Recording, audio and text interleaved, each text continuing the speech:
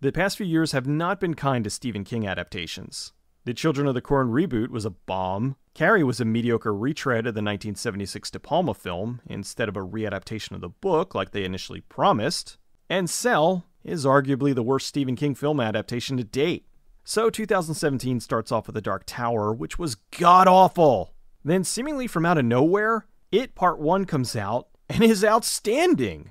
It's easily the best King film since 2007's The Mist, and ranks up there as one of the best of his catalog. Now comes Gerald's Game, which was directed by Mike Flanagan and was picked up by Netflix. Flanagan has yet to disappoint with Oculus, Hush, Ouija 2, and now Gerald's Game. Gerald's Game is about a husband and wife who decide to go to a remote lake house to try to revive their marriage. The wife, Jessie, thinks they're going up there for some rough sex, but the husband, Gerald, has other things in mind. I'm not going to tell you anymore because that'll just ruin the surprise.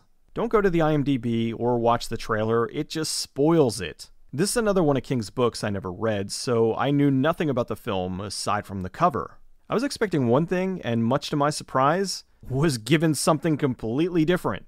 Carla Gugino delivers a commanding performance, and Bruce Greenwood is just as great as always. What shocked me though was Henry Thomas, Elliot from E.T. He played an absolute monster.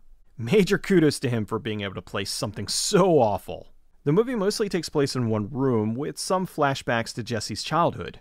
Doing these single location shoots is never an easy thing to pull off, but Flanagan once again proved he's more than capable. My only complaint is the ending. While I admire King's writing, a lot of his endings kinda fizzle out. Apparently the ending of the movie is pretty much in line with the book, which was something like 50 pages of over-explanations. I don't know, I thought the movie as it was great. There was a point that felt like the ending, and then this giant, seemingly out of no place info dump. It didn't spoil the movie, but it made it go from scary to silly. Evidently it was handled better than the book, but it still felt woefully out of place.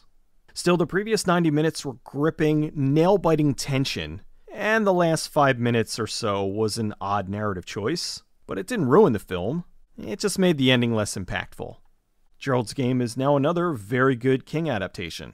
I hope this continues. As for Mike Flanagan, this is another of his films he can be proud of. He continues to cement himself as one of the best in the new school of horror directors.